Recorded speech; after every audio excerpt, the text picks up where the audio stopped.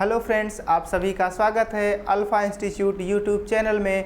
और आज हम लोग क्लास 11th बायोलॉजी में एक नया अध्याय शुरू करने वाले हैं, पुष्पी पौधों में आकार की। ठीक है, तो हम लोग आज पुष्पी पौधों में आकार की नया अध्याय शुरू करेंगे। और इस अध्याय में हम लोग आज पढ़ने वाले हैं पुष्प की संरचना और पुष्प के भाग। ठीक है, क्या स्टडी करेंगे?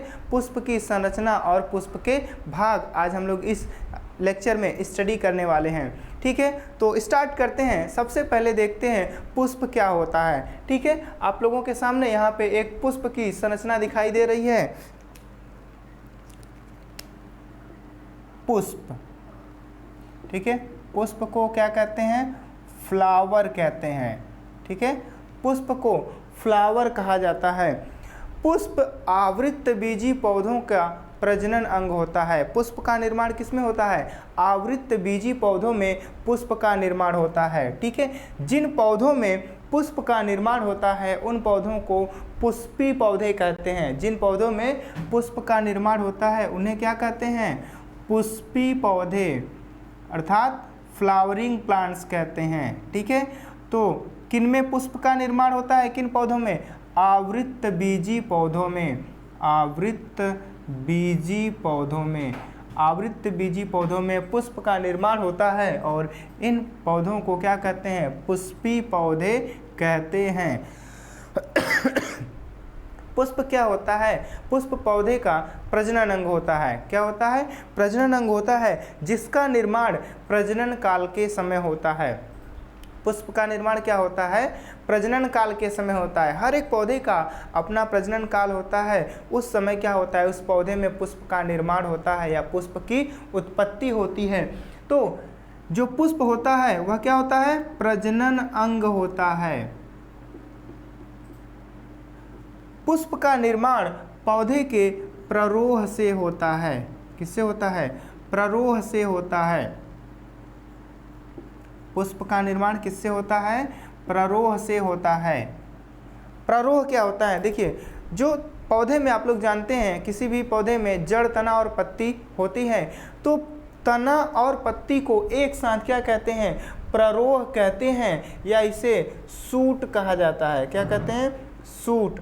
तो जो पुष्प का निर्माण होता है वो किससे होता है? सूट से होता है, अर्थात प्ररोह से होता है।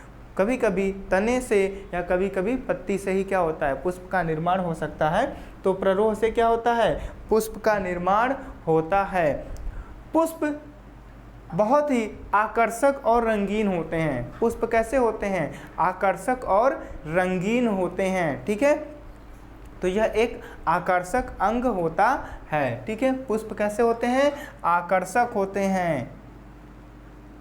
रंग बिरंगे फूल आप लोगों ने देखे होंगे, नीले रंग के, लाल रंग के, पीले रंग के, गुलाबी रंग के। ठीक है, तो विभिन्न रंग के पुष्प हो सकते हैं। वह निर्भर करता है कौन सा पौधा है, उस रंग का पुष्प उस पौधे में खिलता है। ठीक है, तो विभिन्न प्रकार के पौधों में विभिन्न रंग के पुष्प खिलते हैं। आगे देखिए, अगर हम पुष्प की संरचना की बात करते हैं तो पुष्प की संरचना में कुल 4 भाग होते हैं। कितने भाग होते हैं? कुल 4 भाग होते हैं। देखिए यहाँ पे पुष्प के भाग, पुष्प के भाग।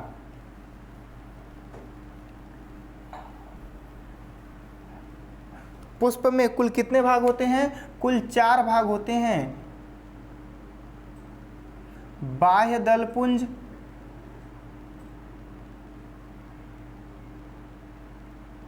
दलपुंज,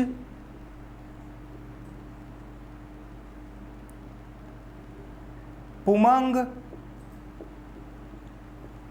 जायांग। पुमंग, जायांग। ठीक है, कितने भाग हैं? 4 भाग हैं।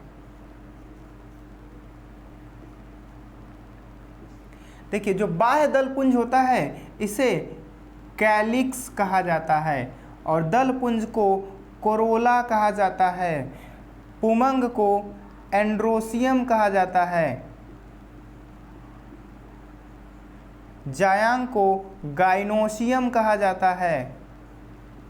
जायांग को क्या कहते हैं? गाइनोसियम कहते हैं। ठीक है, तो एक एक करके हम लोग पुष्प के जो एक भाग हैं उनको हम क्या करेंगे? स्टडी करेंगे। ठीक है, देखते हैं। देखिए, पुष्प जिस संरचना पे टिका रहता है या सधा रहता है, ये जो भाग देख रहे हैं इस पे सारा पुष्प क्या है, टिका हुआ है। इस संरचना को पुष्पासन कहते हैं। इसे क्या कहते हैं, पुष्पासन कहते हैं या थैलेमस कहते हैं। और पुष्प के डंठल को पुष्पवृंत कहा जाता है। पुष्प के डंठल को क्या कहते हैं, पुष्पवृंत कहते हैं। पुष्प में एक डंठल होता है और उस डंठल को क्या कहते हैं, पुष्पवृंत कहते हैं। ठीक है, तो सबसे पहले चलिए देखते हैं बाह्य दलपुंज या कैलिक्स क्या होता है। बाह्य दलपुंज या कैलिक्स क्या होता है। देखिए बाह्य दलपुंज, बाह्य दलपुंज, ठीक है, बाह्य दलपुंज को क्या कहते हैं, कैलिक्स कहते हैं। क्या कहते हैं, कैलिक्स कहते हैं। तो जो पुष्प के भाग होते हैं वो चक्र में व्यवस्थित होते हैं या उपस्थित होते हैं।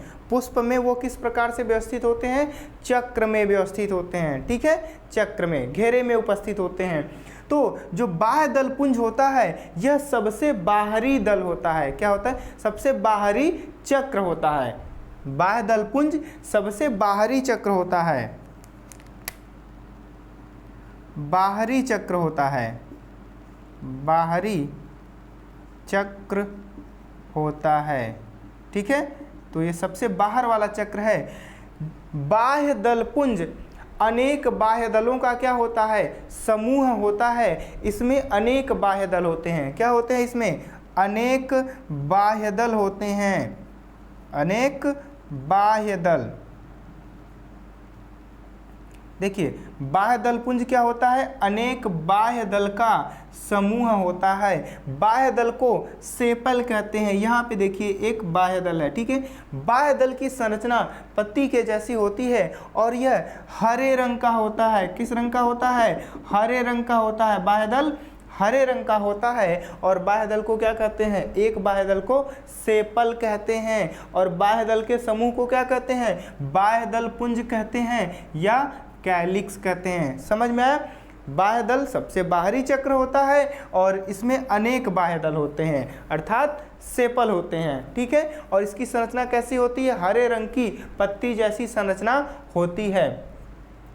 और यह पुष्प का सहायक क्या होता है, अंग होता है। तो जब पुष्प कलिका अवस्था में होता है, किस अवस्था में, कलिका अवस्था में होता है अर्थात बंद रहता है, उस अवस्था में यह पुष्प को क्या करती है, सुरक्षा प्रदान करने का कार्य करती है। तो उसको प्रोटेक्ट करने का कार्य करता है बाह्य दल।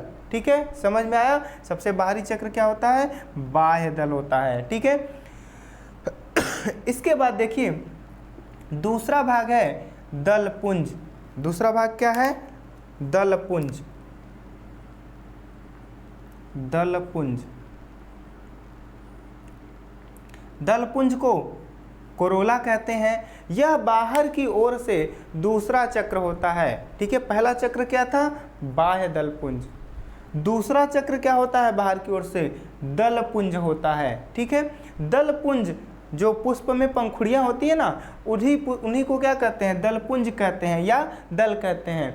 तो दलपुंज क्या होता है, अनेक दलों का समूह होता है। इसमें क्या होते हैं, अनेक दल होते हैं। इसमें अनेक दल होते हैं। दल को पेटल कहा जाता है। ठीक है, ये क्या है, दल है। दल को क्या कहते हैं, पेटल कहते हैं। जो दल होते हैं ये रंगीन होते हैं। कैसे होते हैं, रंगीन होते हैं, लाल रंग के, पीले रंग के, गुलाबी रंग के, नीले रंग के। ठीक है, तो यहाँ पे आप देख रहे हैं ये जो लाल रंग की संरचना है ये क्या प्रदर्शित कर रही है, दल की संरचना प्रदर्शित कर रही है। तो दल कैसा होता है, रंगीन होता है। रंगीन होने के कारण जो दल होता है वह कीटों को आकर्षित करता है। दल क्या करता है, कीटों को आकर्षित करने का कार्य करता है, जिससे पर परागण की क्रिया क्या होती है, संभव हो पाती है। ठीक है, या परागण की क्रिया संभव हो पाती है। तो ये जो दल पुंज होता है इसमें अनेक दल होते हैं और दल कैसे होते हैं, रंगीन होते हैं, जो कीटों को आकर्षित करते हैं और पर परागण में सहायता करते हैं। ठीक है, क्योंकि ये रंगीन है इसलिए कीट इनको देख करके आकर्षित होते हैं। ठीक है, तो चमकीला रंग होता है जिससे इनको कीट आसानी से देख पाते हैं। तीसरा जो भाग है पुष्प का वह होता है पुमंग। कौन सा भाग है? पुमंग। ठीक है, तो पुमंग पुष्प का नर भाग होता है। कौन सा भाग होता है? पुष्प का नर भाग होता है। पुमंग कैसा भाग होता है? पुष्प का नर भाग होता है।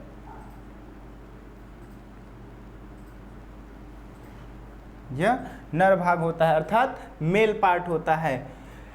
पुमंग में अनेक पुंकेसर होते हैं। यह किसका समूह होता है? एंड्रोसियम किसका समूह होता है? पुंकेसरों का समूह होता है। पुंकेसरों का समूह होता है। पुंकेसरों का समूह। ठीक है, पुंकेसर को स्टैमेन कहते हैं। क्या कहते हैं? स्टैमेन। ठीक है, यहाँ पे यह जो संरचना दिख रही है आपको, ये किसकी संरचना है?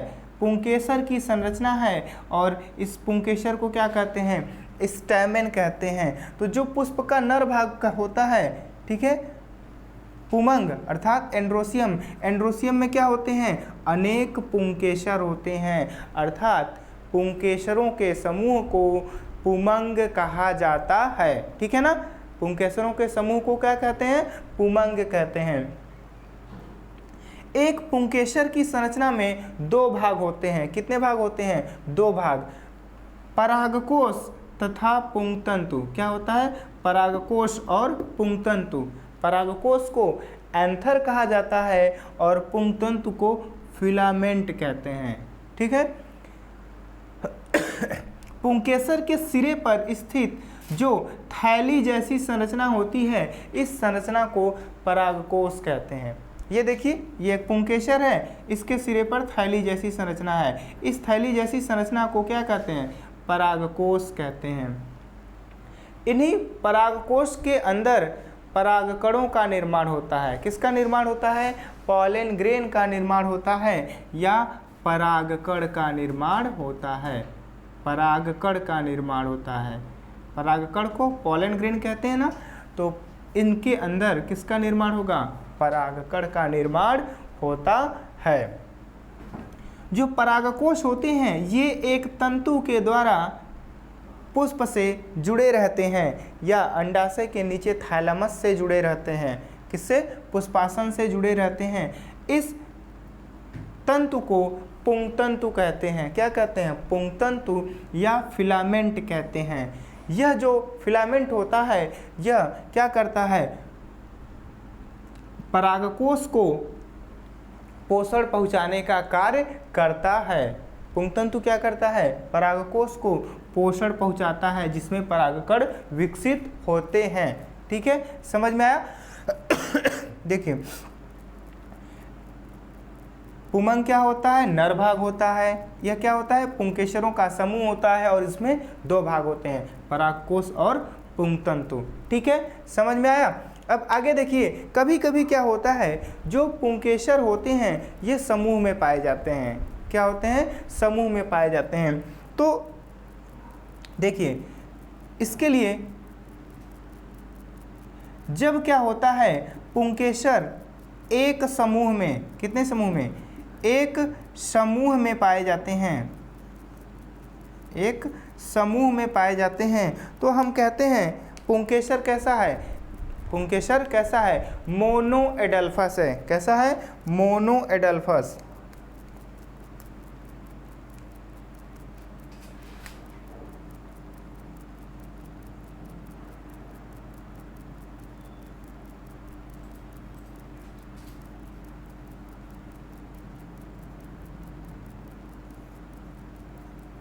ठीक है, कैसा है पुंकेसर? मोनोएडल्फस है या एक संघी कहते हैं इसको। क्या कहते हैं? एक संघी। पुंकेसर क्या होगा? एक ही समूह में पाए जाएंगे, एक ही ग्रुप में रहेंगे और इसको क्या कहते हैं? मोनोएडल्फस कहते हैं या एक संघी। ऐसा स्थिति पाई जाती है गुड़हल में। ठीक है, गुड़हल में क्या होता है? सभी पुंकेसर एक ही समूह में स्थित होते हैं, इसलिए वहाँ पे कौन सी स्थिति होती है, एक संघीय स्थिति होती है। ठीक है, कभी कभी पुंकेसर दो समूह में पाए जाते हैं। कितने समूह में रहते हैं, दो समूह में। तो हम कहते हैं पुंकेसर कैसे होते हैं, द्विसंघी। कैसे, द्विसंघी। ठीक है, डाई एडल्फस, डाई एडल्फस दो समूह में पाए जाएंगे पुंकेसर। ठीक है, मान लीजिए एक समूह इधर है और दूसरा समूह यहाँ पे रहेगा, कुछ पुंकेसर यहाँ, कुछ यहाँ पे। ठीक है, तो इस तरह से इसको कहते हैं द्विसंघी। ऐसा मटर में आपको देखने को मिलेगा। किस पौधे में, मटर में। मटर में क्या होता है कि 9 पुंकेसर एक तरफ और एक अकेला पुंकेसर दूसरी तरफ होता है, तो इसमें 9+1 पुंकेसर होते हैं। ठीक है, तो यहाँ पे दो समूह में पुंकेसर पाए जाते हैं मटर में, इसलिए इसको क्या कहते हैं, द्विसंघी कहते हैं। क्या कहते हैं, द्विसंघी। कभी कभी पुंकेसर अनेक समूह में स्थित रहते हैं। जो पुष्प है एक ही पुष्प में, वो अनेक समूह में स्थित रहते हैं, तो इसे कहा जाता है बहुसंघी। क्या कहते हैं, बहुसंघी, बहुसंघी। ठीक है, पॉली एडल्फस, इंग्लिश में क्या कहेंगे, पॉली एडल्फस। समझ में आ रहा है, बहुसंघी जब अनेक समूह में स्थित रहेंगे। ऐसा आपको नींबू में देखने को मिलेगा। किसमें, नींबू में। ठीक है, समझ में आ, एक संघी गुड़हल में, द्विसंघी मटर में और बहुसंघी नींबू में देखने को मिलता है। समझ में आया कि नहीं। आगे देखिए, अब क्या होता है कि कभी कभी ये जो पुंकेसर है इसमें आप देख रहे हैं दो भाग हैं, परागकोश है, क्या है, परागकोश है और पुंतंतु है। ठीक है, परागकोश और पुंतंतु। तो कभी कभी इसके जो परागकोश हैं वो आपस में संयुक्त हो जाते हैं या जुड़े रहते हैं। क्या होते हैं, परागकोश संयुक्त हो जाते हैं या जुड़े रहते हैं। तो ऐसी स्थिति को कहा जाता है युक्त कोशी। क्या कहते हैं, युक्त कोशी। सिनजेनेसियस, सिनजेनेसियस। परागकोश क्या होंगे, जुड़ जाते हैं या संयुक्त हो जाते हैं। परागकोश कैसे होते हैं, संयुक्त होते हैं, आपस में जुड़े रहते हैं। कैसे होंगे परागकोश, संयुक्त होंगे, आपस में जुड़े होंगे। एग्जाम्पल के लिए आप देख सकते हैं जो गेंदा का पुष्प होता है, गेंदे के पुष्प में जो परागकोश हैं वो आपस में संयुक्त होते हैं या जुड़े होते हैं, और इस स्थिति को कहते हैं युक्त कोशी कहते हैं। क्या कहते हैं, युक्त कोशी कहते हैं। ठीक है, केवल परागकोश जुड़ा रहेगा, इसका जो पुंतंतु है वह जुड़ा नहीं रहता है। ठीक है, कभी कभी क्या होता है, जो पुंकेसर है, पुंकेसर का परागकोश और पुंतंतु सभी आपस में जुड़े रहते हैं। ठीक है, तो बहुत सारे परागकोश हैं इस तरह से। ठीक है, और ये इनका परागकोश और इनका पुंतंतु दोनों आपस में क्या होते हैं, जुड़े रहते हैं। ऐसी स्थिति को कहा जाता है सिनेंड्रस, सिनेंड्रस। ठीक है, सभी क्या होते हैं, जुड़े रहते हैं, आपस में ही जुड़े रहते हैं। और इसका उदाहरण आपको मिल जाएगा कुकुरबिटा पौधा जो होता है, कुकुरबिटा में सभी पुंकेसर के आपस में जुड़े रहते हैं। ठीक है, परागकोश और पुंतंतु सभी दोनों क्या होते हैं, जुड़े रहते हैं। ठीक है, तो ये हो गया पुमंग या पुंकेसर। ठीक है, जो कि नर भाग होता है। इसके बाद तीसरा भाग है जायांग। ठीक है, तो आगे देखते हैं जायांग क्या होता है।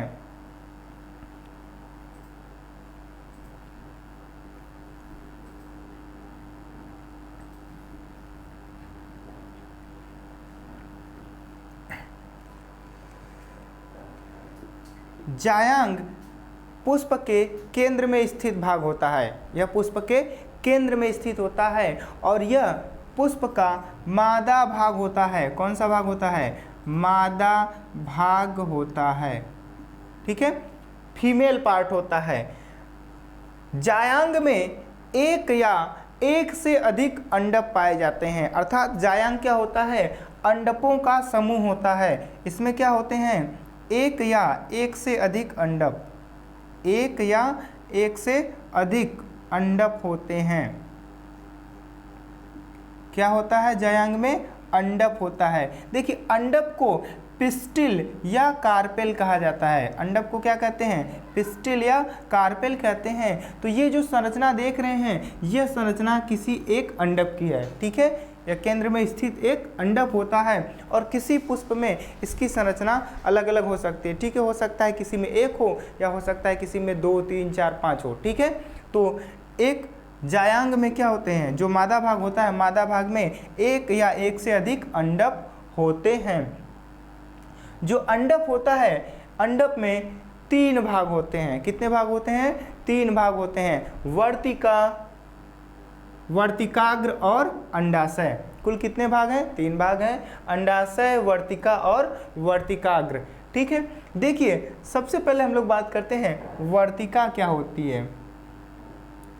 तो जो अंडक का सबसे ऊपरी सिरा होता है वह चिपचिपा होता है। कैसा होता है?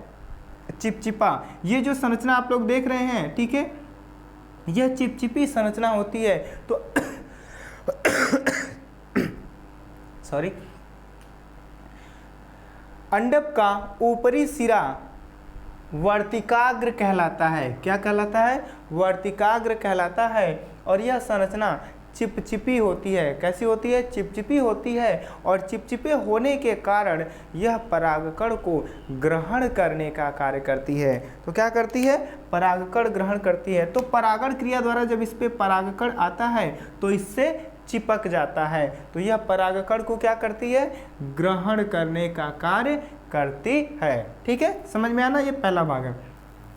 देखिए, इसके बाद नीचे वाला जो अंडक का सबसे नीचे का फूला हुआ भाग होता है, इस फूले हुए भाग को अंडाशय कहते हैं। फूले हुए भाग को क्या कहते हैं? अंडाशय कहा जाता है। और इस अंडाशय के अंदर स्थित होता है बीजांड। यहाँ पे क्या स्थित होता है? बीजांड स्थित होता है। और उसी बीजांड से क्या होता है? निषेचन प्रक्रिया के बाद बीज का निर्माण होता है। निषेचन के बाद ये जो अंडाशय है, अंडाशय फूल करके फल का निर्माण करता है। अंडाशय से किसका निर्माण होता है? फल का निर्माण होता है। अंडाशय को क्या कहते हैं? ओवरी कहते हैं। तो सामान्यतः जो फल होते हैं वो अंडाशय से ही निर्मित होते हैं। अंडाशय से निर्मित होने वाले फलों को सत्य फल कहा जाता है। और अगर कभी क्या होता है ऐसा कि अंडाशय के अलावा पुष्प के किसी अन्य भाग से फल का निर्माण हो जाता है तो उन्हें असत्य फल कहते हैं, ठीक है। तो अंडाशय से क्या होगा? फल का निर्माण होगा। और इसी के अंदर मादा युग्मक, ठीक है, यहाँ पे भ्रूण कोष रहता है और इसी अंडाशय के अंदर मादा युग्मक स्थित रहता है, अर्थात अंडकोशिका स्थित रहती है, ठीक है। समझ में आया? आगे देखिए, अब यहाँ पे वर्तिकाग्र और अंडाशय के बीच में जो नलिका जैसी संरचना होती है वह संरचना क्या कहलाती है? वर्तिका कहलाती है। तो अंडक का जो मध्य भाग नलिका जैसा होता है इसे वर्तिका कहते हैं। क्या कहा जाता है? वर्तिका या स्टाइल कहते हैं। वर्तिका वर्तिकाग्र और अंडाशय को जोड़ने का कार्य करती है। तो यह दोनों को क्या करती है? जोड़ देती है। और इसके साथ साथ जब परागकण अंकुरित होता है तो यह परागनली को रास्ता प्रदान करती है। तो परागनली यहाँ से वृद्धि करके कहाँ पे? अंडाशय के पास बीजांड में पहुँच जाती है। किससे होते हुए? वर्तिका से होते हुए पहुँच जाती है, ठीक है। आगे देखिए, जब पुष्प में अंडकों की संख्या 1 होती है, कितनी होती है? पुष्प में अंडकों की संख्या 1 होती है तो ऐसे पुष्प को एकांडपी कहते हैं। क्या कहते हैं? एकांडपी।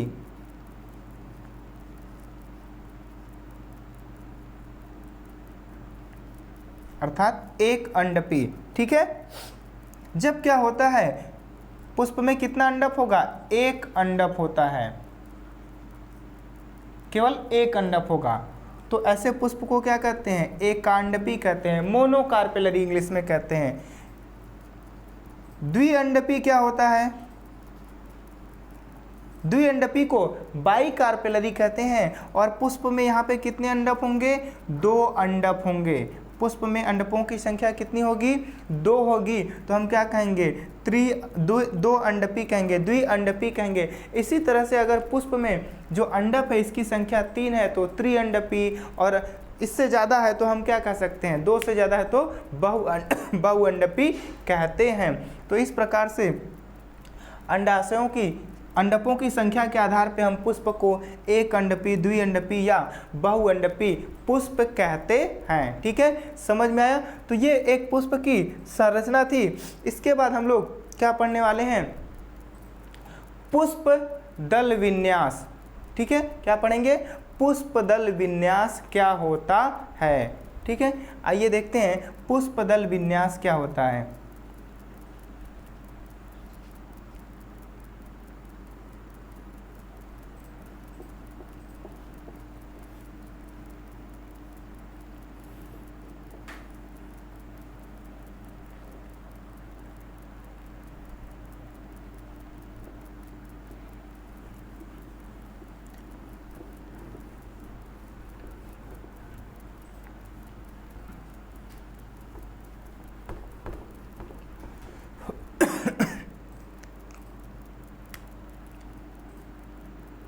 पुष्प दल विन्यास,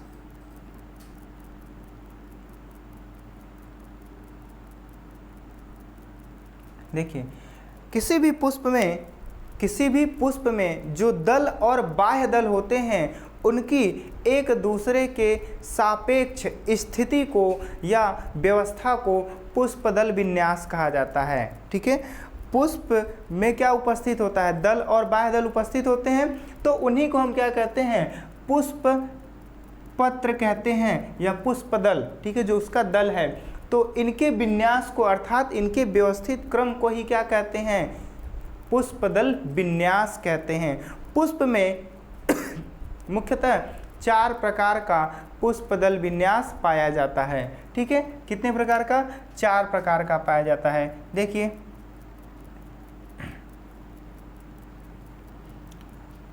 कोरछादी, कैसा, कोरछादी,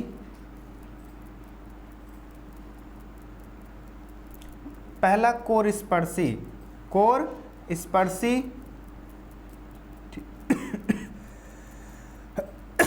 व्यावर्तित, कोरछादी,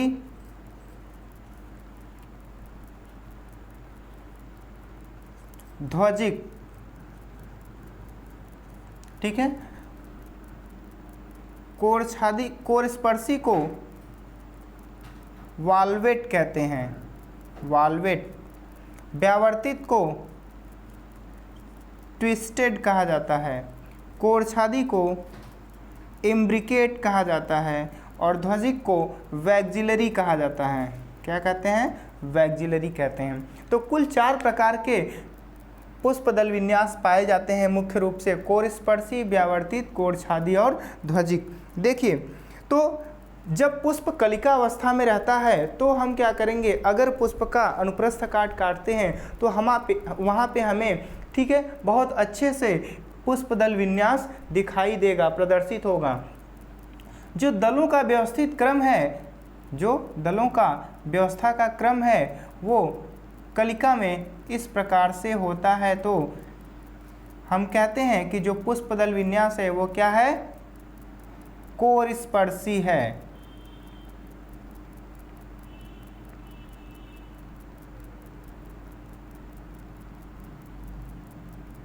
ठीक है, ध्यान से देखेंगे, बहुत ही आसान है।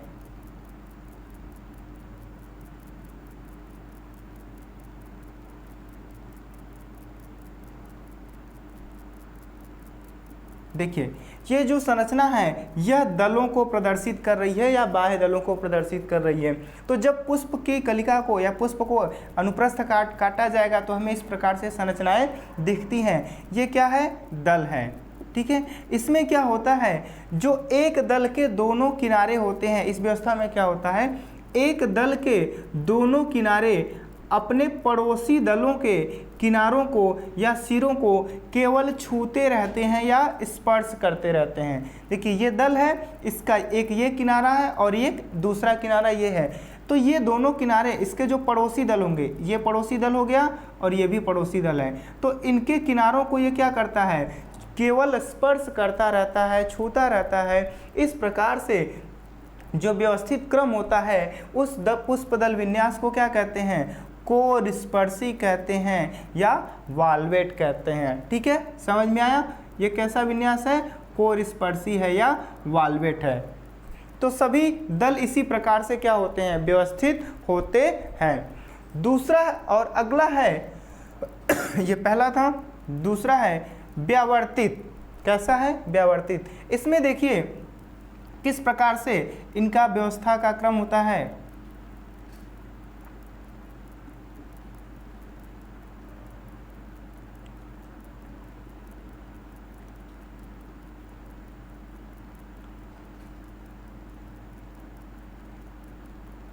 ठीक है, ध्यान से देखिएगा।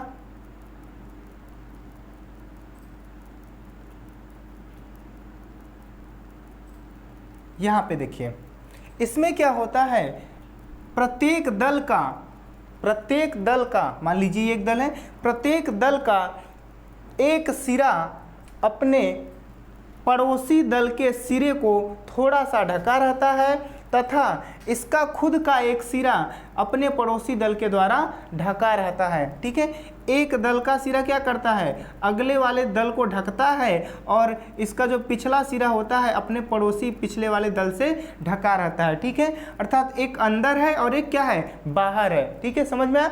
एक सिरा क्या है, अंदर है और एक सिरा बाहर है। इस प्रकार से सभी प्रत्येक दल क्या होते हैं, व्यवस्थित होते हैं और इस व्यवस्था को, इस विन्यास को क्या कहा जाता है, व्यावर्तित या ट्विस्टेड कहा जाता है। क्या कहते हैं, व्यावर्तित या ट्विस्टेड कहते हैं। समझ में आया? दोनों इसमें केवल छूते रहते हैं और इसमें क्या होता है, एक सिरा दूसरे को ढका रहता है और एक दूसरे के द्वारा ढका रहता है। ठीक है, एक अंदर होता है और एक बाहर होता है। समझ में आया ना? अगला देखिए क्या है, कोरछादी है। अगला क्या है, कोरछादी है। तीसरा कोरछादी है। इसमें देखिए क्या क्रम होता है,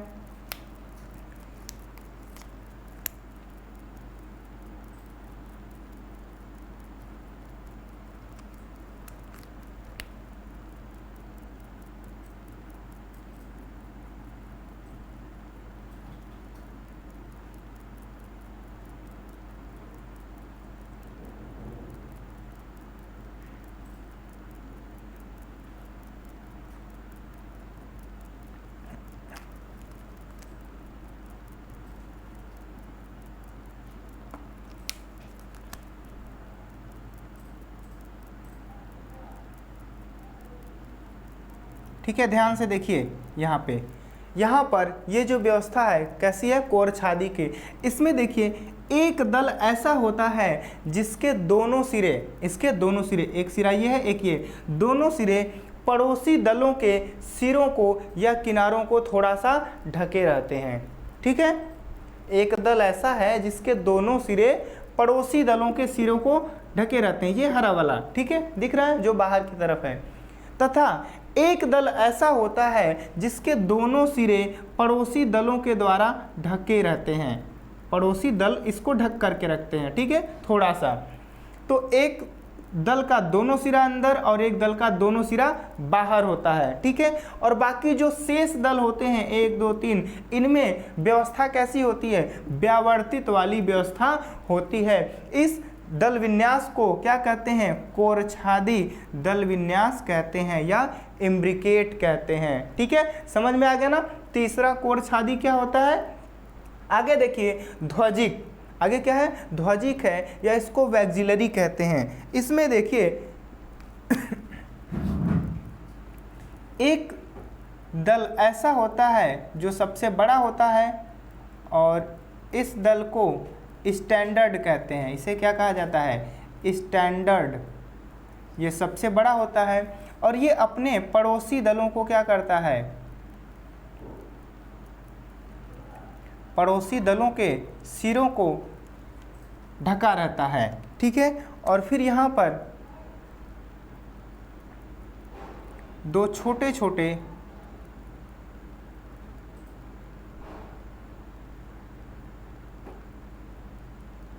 दल उपस्थित होते हैं। ठीक है, जो आपस में जुड़े रहते हैं। देखिए यहाँ पे जो मध्यम आकार का जो दल होता है इन्हें विंग्स कहते हैं। इन्हें क्या कहते हैं? विंग्स। और जो नीचे सबसे छोटा होता है इसे कील कहा जाता है। क्या कहते हैं? कील कहते हैं। ठीक है, तो एक सबसे बड़ा जो दल होता है ये अपने पड़ोसी दलों के एक दोनों किनारों को क्या करता है? ढकता है। और विंग्स क्या करते हैं? ये दोनों भी क्या करते हैं? कील के दोनों किनारे को ढकते हैं। और व्यवस्था आपके सामने दिख रही है। ठीक है, ध्वज के जैसा ऐसा लग रहा है कोई फ्लैग है, इसलिए इसको ध्वजिक या क्या कहते हैं? वैक्जिलरी कहते हैं। ठीक है, तो इस व्यवस्था को क्या कहते हैं? इस पुष्पदल विन्यास को वैक्जिलरी या ध्वजिक कहते हैं। तो मुख्य रूप से यही 4 प्रकार का क्या पुष्पदल विन्यास पुष्पों में पाया जाता है। ठीक है, तो आज के लेक्चर में हम लोग इतना ही डिस्कस करेंगे और आगे के लेक्चर में हम लोग नया टॉपिक डिस्कस करेंगे। ठीक है, आज के लिए इतना ही। मिलते हैं नेक्स्ट लेक्चर में नेक्स्ट टॉपिक के साथ। धन्यवाद।